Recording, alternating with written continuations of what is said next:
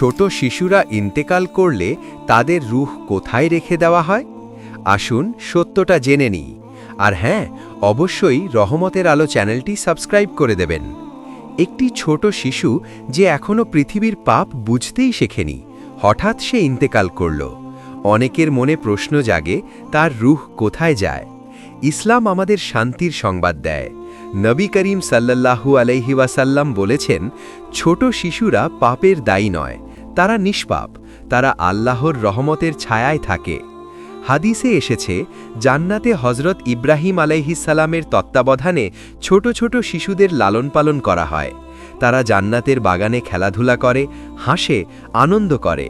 তাদের জন্য নেই কবরের আযাব, নেই কোনো ভয়, বরং তারা জান্নাতের পাখির মতো মুক্ত ও নিরাপদ। কিয়ামতের দিন এই শিশুরাই তাদের মা বাবার হাত ধরে জান্নাতে নিয়ে যাবে, আল্লাহর অশেষ রহমতে। তাই কোনো শিশু ইন্তেকাল করলে মনে রাখবেন, সে হারিয়ে যায়নি, সে আছে তার রবের কাছে শান্তিতে, নিরাপদে, জান্নাতের আলোয়।